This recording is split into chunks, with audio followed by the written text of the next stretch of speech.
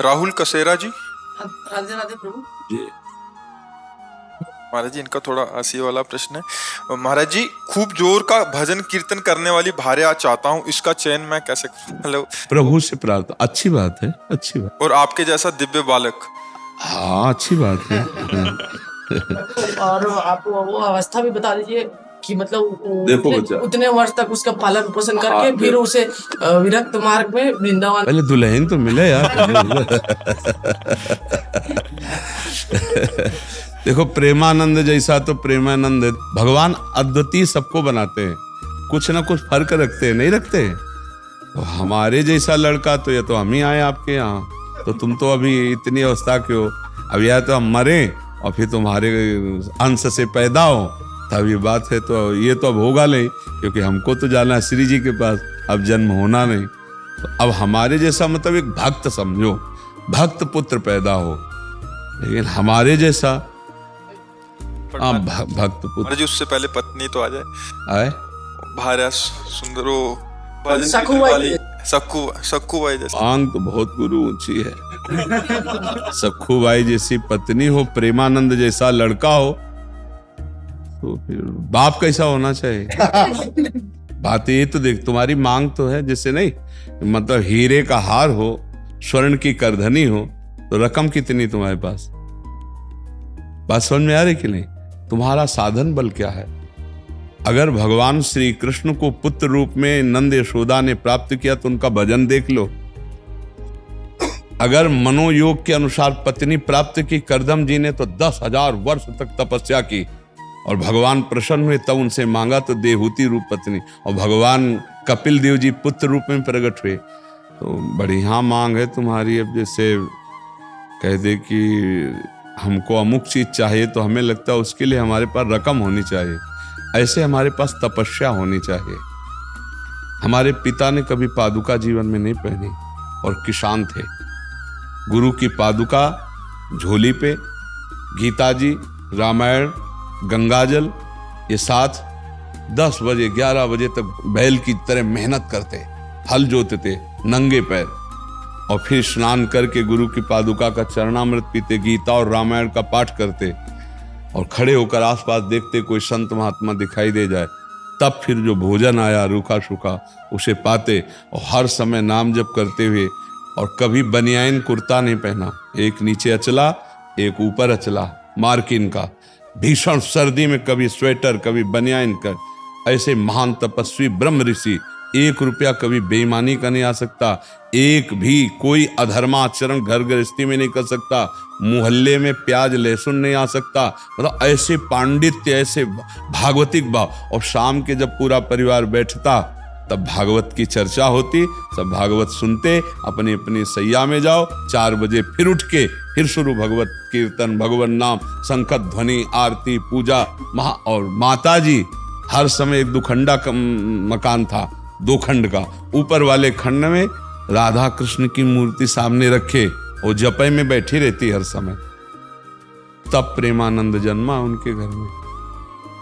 पूर्व का ऐसा थोड़ी कर्म, बचपन से ही भागवतिक संस्कार, भगवत। तो हम ये कहते हैं भगवान आपकी अभिलाषा पूर्ण कर सकते हैं, पर उसके लिए बहुत तपस्या होनी चाहिए। हजारों महात्माओं का सेवन पिताजी ने किया, हजारों महात्माओं का, 8-8, 10-10 महात्मा रोज आते रहते, सबका चरणोदक, सबको भोजन, सबको आने जाने की कोई दक्षिणा व्यवस्था, किसान आदमी, मेहनत की कमाई। तो उसका प्रभाव पड़ा कि हम कई लोग भगवान के मार्ग में हैं, कई, और सब ईमानदारी से तपस्या भजन करने वाले। संसार का ऐसा नहीं, साहब नियम संयम से केवल अपने अपने भजन मार्ग में लगने वाले। तो असंभव नहीं है, जब भगवान मिल सकते हैं तो फिर सब कुछ हो सकता है, पर उसके लिए बच्चा बहुत तपस्या चाहिए। तो ऐसा सखूबाई जैसी, सखूबाई के लिए भगवान बंध गए, नहीं बंध गए, बंध करके स्वयं अपने को बंधन में डालकर सखूबाई बनकर उनके पति की सेवा, सखूबाई को मुक्त कर दिया। भगवान मुक्त, बंधन में बंध गए, और भक्त बंधा, उसको मुक्त कर दिया। हमें लगता है तुम बच्चा थोड़ा सा ऐसी भावना करो कि भगवान कृपा करे, हमारे अनुकूल पत्नी दे दे, कोई भगवत भक्त पुत्र मिल जाए, ये बढ़िया है, ऐसा भाव करो। और हमारे अंदर सामर्थ्य नहीं तो फिर आशा मात्र से तो नहीं मिल जाएंगे। नहीं, एक आशा करो, आपको बाजार में जाके तो वहां आपको पैसा चाहिए। ऐसे ही संसार में सच्ची मानना, बिना भजन और पुण्य के बिना कुछ नहीं मिलने वाला। जैसे जो लोग पाप कर्म कर रहे हैं, छीना झपटी कर रहे हैं और खूब धन एकत्रित कर रहे हैं, तो उनका पुण्य नष्ट हो रहा है। और जिस दिन पुण्य नष्ट हो गया तो सब एकत्रित किया भस्म हो जाएगा, देख लेना, सब नष्ट हो जाएगा पुण्य के कारण से। तो पुण्य का सारा खेल है। तो हमें लगता है खूब नाम जप करो। नाम जप करते हो? हाँ, खूब नाम जप करो। और भगवान से, यार हमें लगता है दुल्हन मांगने की जगह भगवान को ना मांग ले यार, फिर मतलब घुमा के जाने से अच्छा है भगवान को मांग ले कि आप ही मिल जाओ। तो भगवान को हमें लगता है सीधे उन्हीं से मांग करनी चाहिए और उन्हीं से कहे कि आपको पता है कौन भक्त कैसा है, आप आ जाओ हमारे भावना की पूर्ति के लिए। भगवान बड़े कृपालु हैं। देखो देवकी वसुदेव जी के यहाँ, दशरथ कौशल्या जी के यहाँ भगवान ही तो पुत्र रूप में, उन्होंने कहा आप जैसा पुत्र मिले तो उन्होंने कहा हमारे जैसा तो हम ही हैं। भगवान सबको अद्वितीय बनाते हैं। भगवान की हम संतान हैं, कुछ न कुछ फर्क मिलेगा, दिमागी फर्क, रूप में फर्क, चाल में फर्क, सोच में कुछ न अद्वितीय मिलेगा। सबको अद्वितीय मिलेगा नहीं, एक जैसा नहीं मिलेगा। कुछ एक जैसे मिलेंगे, कुछ वस्तु है लेकिन कुछ भेद होगा, क्योंकि भगवान अद्वितीय है तो उनकी रचना भी बड़ी अद्वितीय है। कुछ न कुछ फर्क रहेगा, सब एक जैसे नहीं, उनमें स्वभाव में अंतर होगा, उनकी चेष्टा में अंतर होगा। पर बहुत जोर का भाई प्रश्न रहा। अब याद रखेंगे कि सखू बाई जैसी पत्नी मिले और प्रेमानंद जैसा पुत्र मिले, पर पिता कैसा होना चाहिए इसमें? तीनों चीजें तुमने माता और पुत्र की बात कही, पिता कैसे होना चाहिए? राधा नाम जप करो, राधा नाम जप करो, डट के जप करो, डट के जप करो। कोई बात दुर्लभ नहीं, लेकिन मतलब अभी संसार में ये हो गया है प्रभु जी की मतलब एक माँ जो है मतलब कि 4 बच्चों का पोषण कर सकती है, लेकिन 4 बच्चे मिलके एक माँ को पोषण नहीं कर सकते। इसलिए हम चाहते हैं कि थोड़ी भक्ता मिले, बस, और कोई डिमांड नहीं। थोड़ी भक्ता मिले ये तो चल जाता। आपने बहुत ऊंची बात कह दी ना। भावना करे तो थोड़ा सम्माननीय भावना करे। क्या भगवान मैं जैसा नीच अधम हूं, मेरे अनुसार कोई, मेरे मनोयोग के अनुसार पत्नी मिल जाए, और भगवान कोई ऐसा राष्ट्र भक्त, भगवत भक्त पुत्र के सहयोग प्राप्त हो, तब तो बढ़िया बात। आपने बहुत हाई क्वालिटी की बात मांग करे तो चाह बहुत ऊंची कर दी और माल पानी है नहीं आपके पास। तो ऐसा नहीं कि एक से एक तपस्विनी, एक से एक जितेंद्रीय साध्वी है। भगवान कृपा करे तो ऐसा भी संग मिल सकता है, पर बहुत सावधान होकर पहले खुद को तैयार करो ना। अच्छी आशा रखो, नाम जप करो, थोड़ा दंड बैठक मारो। करते हो कुछ व्यायाम? महाराज जी जब से सुना मतलब अभी फिलहाल 10-15 दिन से, तो मतलब कि सुबह 4 बजे उठता हूँ, उसके बाद वज्रासन में तांबे के पात्र में रखे आज ऐसा बताया गया है। हाँ, थोड़ा व्यायाम करते हो? अब शुरू किया? व्यायाम शुरू किया, 10-15 मिनट करता हूँ पहले। अच्छा, अगर बताओ दुल्हन ना मिले तो क्या करोगे फिर? तो फिर बाबा जी बनेंगे।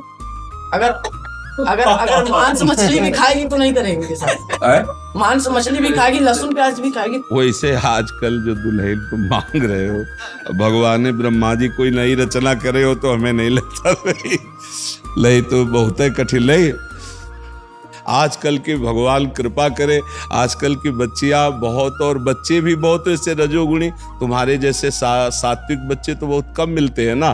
तो भगवान से प्रार्थना करो, भजन करो, और अगर ब्याह ना हो तो बढ़िया बात सोचे हो, फिर भगवान के मार्ग में स्वयं चल दे, स्वयं प्रेमानंद बन जाए, प्रेमानंद में मगन हो जाए। इच्छा भी नहीं है ब्याह करने की, माता की थोड़ी चाह है, इसलिए थोड़ी इच्छा नहीं है इसकी। माता पिता चाह रहे हैं कि नहीं, माता चाह रहे हैं, पिता का ध्यान। पिता का शरीर पूरा होगा। कै भाई हो? तो बड़ा कौन है?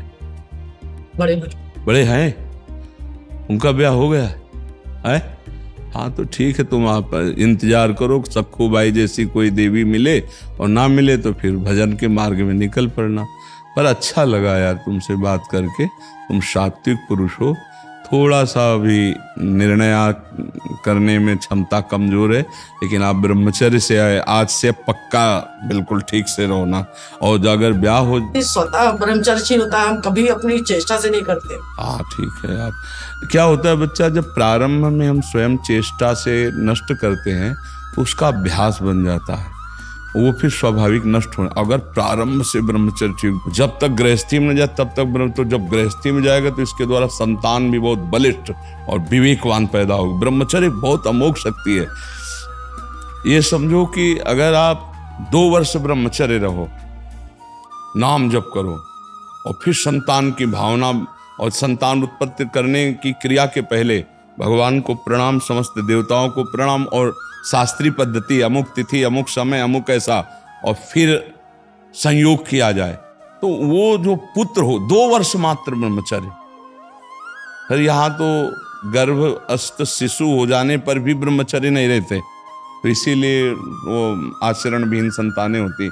इसका बड़ा प्रयोग का जो शास्त्रीय पद्धतियां हैं, इनका बड़ा बल है। जिस समय भगवान कश्यप जी ने ब्रह्मचर्य धारण करके, और विनता और कद्रुप है, तो विनता से गरुण भगवान पैदा हुए, अरुण भगवान पैदा हुए, 2 पुत्र, जो अरुण जी सूर्य के सारथी और गरुण जी हरि के वाहन, और कद्रु से भगवान शेष जी पैदा हुए, वासुकी जी पैदा हुए। ये देखो ब्रह्मचर्य का चमत्कार। वो ऐसे नहीं, जब संतान प्रकट करते थे तो बहुत वर्ष ब्रह्मचर्य रह के तप करके तब फिर संतान प्रकट करते थे। अब जैसे गंदे आचरण, गंदा पेय पदार्थ पे, गंदी भावनाएं, तो वैसे संतानें होती। अगर वास्तविक अपने जीवन में अपनी संतान की उन्नति चाहे तो कुछ समय तक ब्रह्मचर्य रह करके तब ऐसा, और जब गर्भ में बालक आ जाए, ये पता चल जाए गर्भ, तो कभी संयोग ना करे। फिर भगवान नाम कीर्तन, खान पान साथ, तो उस बालक में, गर्भस्थ शिशु में भक्ति के परमाणु आ जाएंगे, और वो चाहे राष्ट्र भक्त बने, चाहे भगवत भक्त बने, वो नाम रोशन करेगा। अब आजकल वासनाओं से सब खेल हो रहे हैं, तो इसीलिए संतानों में वो ओज, तेज, वो संयम नहीं पाया जाता। ब्रह्मचर्य बहुत बड़ी तपस्या है, बहुत बड़ा जीवन है, जिसको लोग समझ नहीं रहे। छोटे छोटे बच्चे ब्रह्मचर्य की हानि कर रहे हैं। ब्रह्मचर्य को बहुत संभालना चाहिए। मोबाइल से के दोषों से बचना चाहिए, गंदे दोष करेंगे तो उससे हानि हो जाती है। ठीक है बच्चा, नाम जप करो, थोड़ा दंड बैठक मारो और अपने अच्छे भाव से रहो, और इंतजार करो जब ऐसा कोई संयोग बन जाए। 26 के हो, कई साल इंतजार करोगे? 36 तक। 36 तक देख लो भाई, अगर जिंदा रहे तो 36 के बाद फिर मिल लेना। ले ठीक है, आगे